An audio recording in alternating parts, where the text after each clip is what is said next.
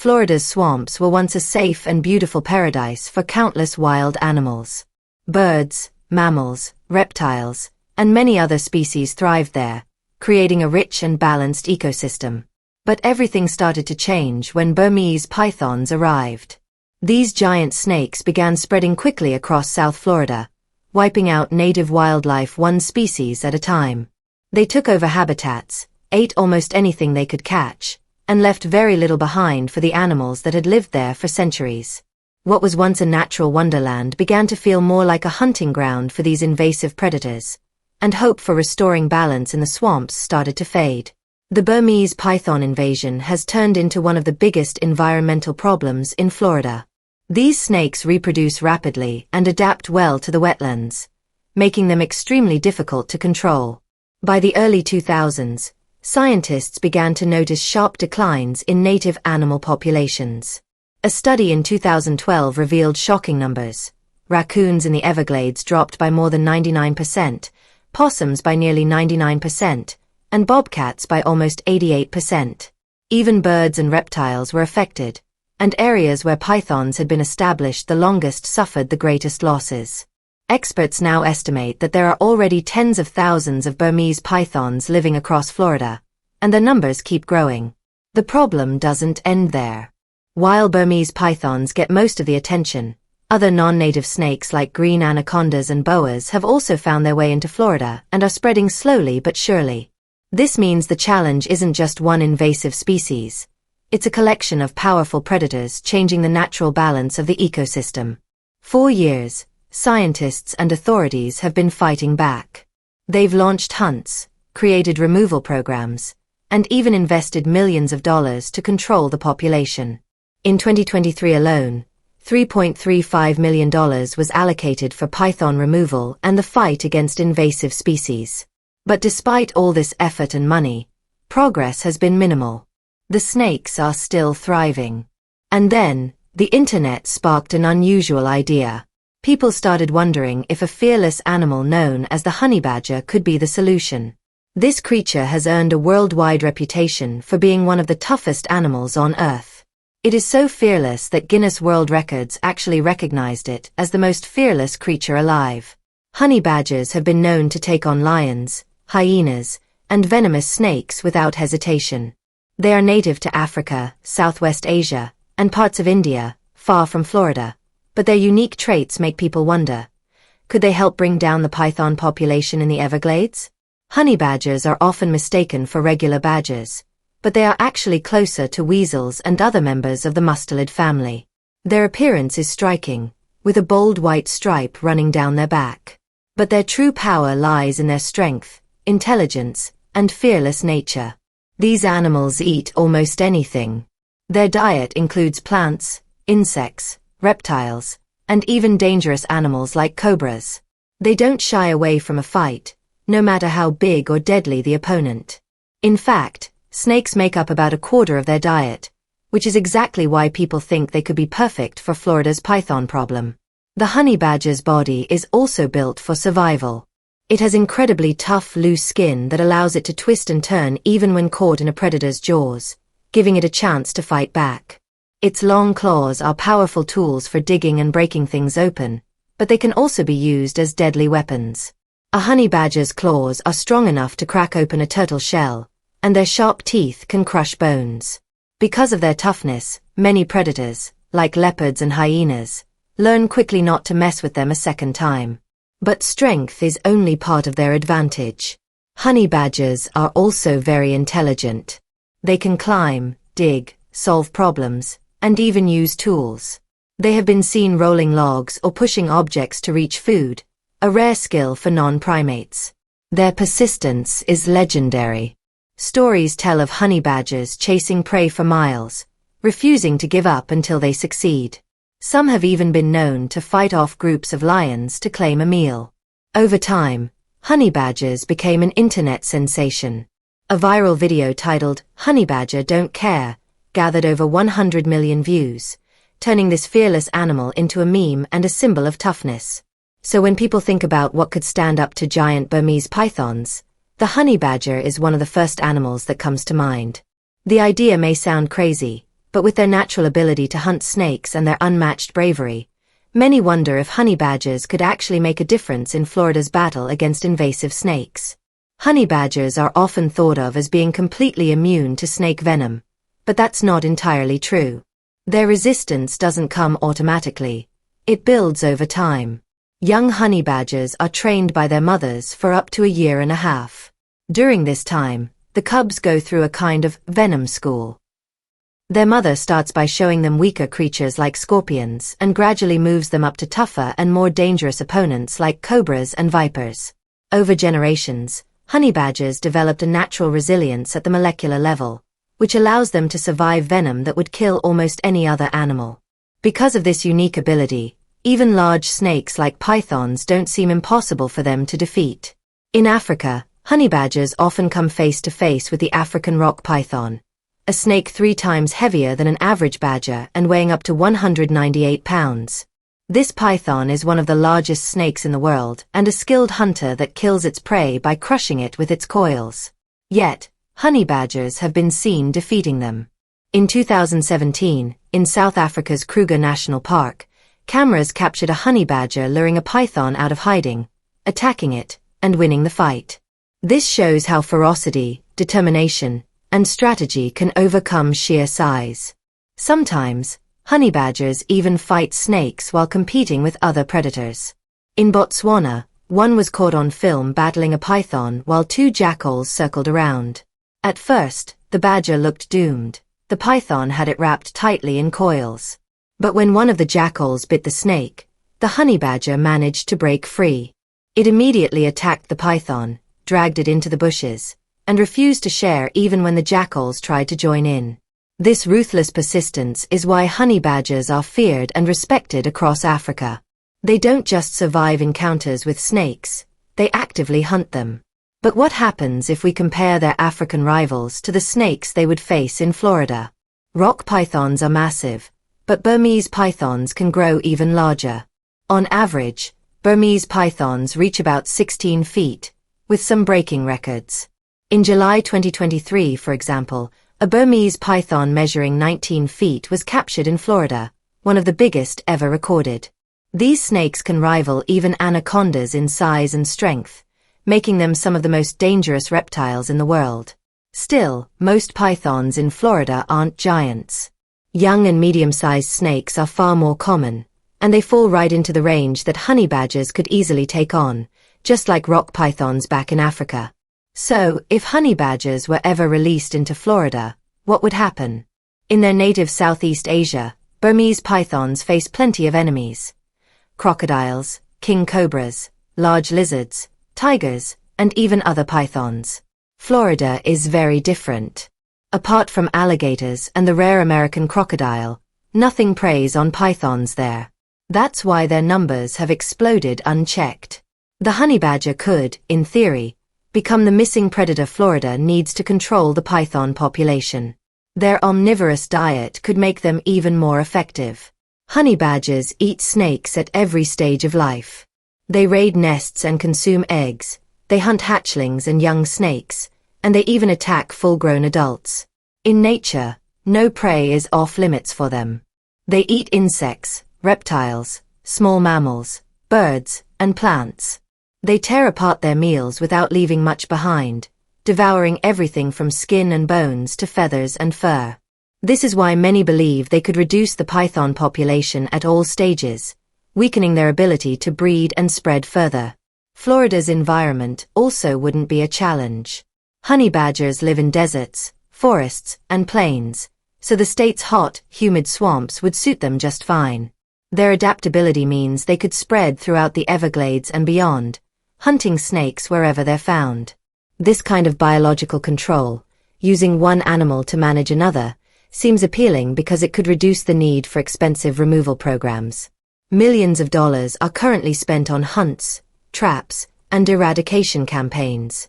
With honey badgers, some argue, you just need to introduce them once and let nature take over. On paper, it looks like the perfect solution. But there's a serious problem. Honey badgers don't just eat snakes. They're opportunistic predators that go after nearly anything. In the wild, They're known to eat over 60 different species of animals, from tiny insects to larger prey like spring hares and even farm animals like goats and sheep. In some parts of India, people even claim they've dug up human graves for food. They don't have limits, and they don't hesitate. Now imagine releasing this clever, fearless predator into Florida, a region with over 80 ecosystems, 700 species of land animals, 200 species of freshwater fish, thousands of marine fish species, and countless insects. The honey badger might help reduce python numbers, but it could also become another invasive problem, threatening native species just like the snakes did. Instead of restoring balance, it could create an entirely new disaster. Florida is one of the most unique and fragile ecosystems in the world.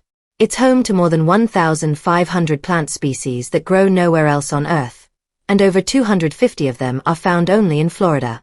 This is why scientists recently declared the North American coastal plain, which includes Florida, as the world's 36th global biodiversity hotspot. But this delicate balance could collapse if a predator like the honey badger were introduced. The problem is simple. You can't tell honey badgers to only eat Burmese pythons. They'll eat anything they can catch, and Florida is full of rare species that are already struggling to survive. Take sea turtles, for example. Along a 20-mile stretch of Florida's coast, they lay more than 68 tons of eggs each year. Out of the 5 species that nest there, 3 are already vulnerable and 2 are critically endangered.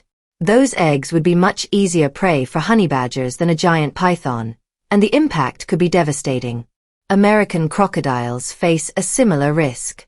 Once listed as endangered, their population has slowly risen to around 2,000 adults, but they remain fragile. Their eggs, too, would be an easy target for honey badgers, and unlike pythons, crocodiles wouldn't fight back to protect them. There's also another issue. Honey badgers themselves would become an invasive species in Florida. In Africa, few predators dare to hunt them. Lions, leopards, and hyenas sometimes try, but most learn quickly to avoid them because they're small, tough, and not worth the effort. In Florida, their potential predators would be bobcats, Florida panthers, black bears, and alligators, but 3 of these animals are rare and already endangered. That means the honey badger would have almost no natural enemies, letting their population grow unchecked. This is where history teaches us a hard lesson. Introducing one species to control another has often led to disaster. In Hawaii during the late 1800s, plantation owners brought mongooses to hunt rats that were damaging sugarcane crops. But rats are nocturnal, while mongooses are active during the day, so they barely crossed paths. Instead, mongooses attacked native birds, turtle eggs, and insects, wiping out entire species. A similar story played out in Australia in 1935, when cane toads were released to fight beetles destroying sugarcane. Instead of solving the problem, the toads thrived in their new environment, reproducing by the millions. With no natural predators, they spread uncontrollably, poisoning any animal that tried to eat them and pushing native species aside. Even smaller examples show the same pattern. Guppies, once released worldwide to fight mosquitoes, are now invasive in more than 60 countries and threaten local fish in places like Mexico. The harlequin ladybird, brought from Asia to control pests, has spread to at least 59 countries, where it now outcompetes native insects and even harms crops. Red-belly tilapia, introduced to fight water weeds, has spread across Asia, the Americas, and Australia, outcompeting native fish and disrupting food chains. The parallels with the honey badger are clear. It's adaptable, omnivorous, and fearless. Exactly the traits that make it such a threat outside its natural habitat. Releasing it into Florida might sound like a clever solution to the python problem, but history shows it would likely create even bigger problems. Instead of saving native wildlife, the honey badger could become another unstoppable invader, leaving Florida's fragile ecosystems even more damaged than before. Releasing honey badgers in Florida might sound clever at first, but being greedy and willing to eat anything is actually a huge problem, not a solution. If they were introduced, honey badgers would quickly turn into another invasive species, just like cane toads in Australia, mongooses in Hawaii, ladybirds in Europe, or tilapia across the world. History shows us that biological control often fails because it's rushed, poorly researched, and ignores the side effects. The idea of a predator naturally balancing things sounds nice, but reality is much messier. Take the cane toads, for example. They were released in Australia by a scientist who ignored the advice of his peers. Hardly any research was done to see if they would even eat the beetles they were meant to control.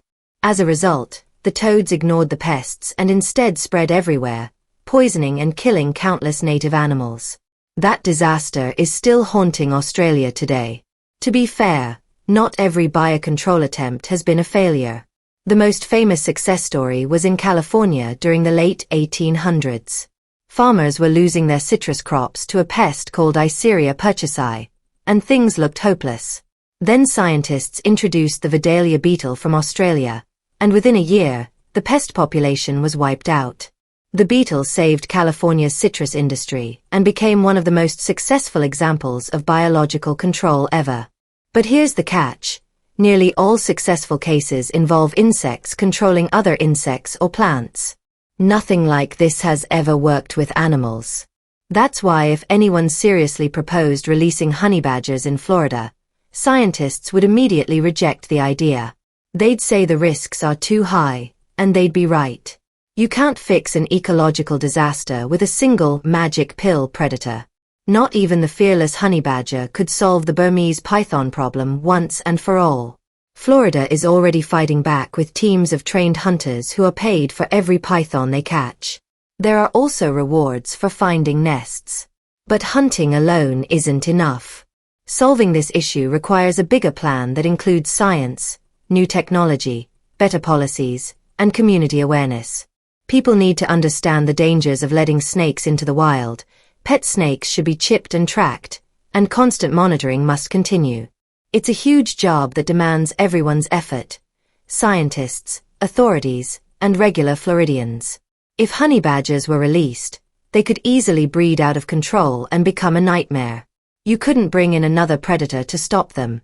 There's nothing tougher than a honey badger. And the damage wouldn't stop at wildlife. Honey badgers could hurt people's livelihoods, too. On farms in places like the United Arab Emirates, they've killed dozens of sheep worth thousands of dollars and destroyed beehives. Farmers even had to set traps to stop them after huge losses. Honey badgers are not just hungry, they're smart, cunning, and nearly impossible to control once they get going. So, introducing them to Florida would only trade one disaster for another. The real solution lies in careful science, teamwork, and long-term strategies, not unleashing the world's most fearless predator into an already fragile ecosystem. A few years ago, a wildlife conservationist named Brian Jones, who worked at Kruger National Park, rescued a honey badger called Stafel. That rescue turned into an unforgettable story. Stafel wasn't just any animal. He was an escape artist like no other. Whenever he was locked up, he found a way out. At first, he climbed fences and even reached through the mesh with his paw to unlock the gates. When that stopped working, he began digging tunnels, just like something straight out of The Great Escape. To stop him, Jones built what the BBC nicknamed the Honey Badger Alcatraz, an enclosure designed so Stafel couldn't escape. But Jones underestimated just how smart honey badgers can be. Inside the enclosure were trees, and Stafel quickly dragged a branch over, propped it up, and used it as a ladder. When the branches were removed, he started stacking rocks to build steps. No matter what, he always figured out a way. In the documentary Honey Badgers, Masters of Mayhem, Jones explained how Stafel repeatedly broke into his house, attacked other animals at the rehabilitation center, and kept outsmarting every barrier. It showed just how intelligent and determined honey badgers are. And this is an important point to remember. Honey badgers are clever and extremely difficult to contain. If one got near farms, keeping it away from sheep, chickens, or even dogs would be nearly impossible. Catching one would be even harder. The damage they could cause is massive, and if they were ever introduced to Florida, the issue wouldn't just concern environmentalists, it would quickly become a farmer's nightmare. So it's clear, honey badgers are better off staying in Africa, far away from people and ecosystems they could disrupt. They're fearless, brilliant, and unstoppable. But that's exactly why Florida doesn't need them.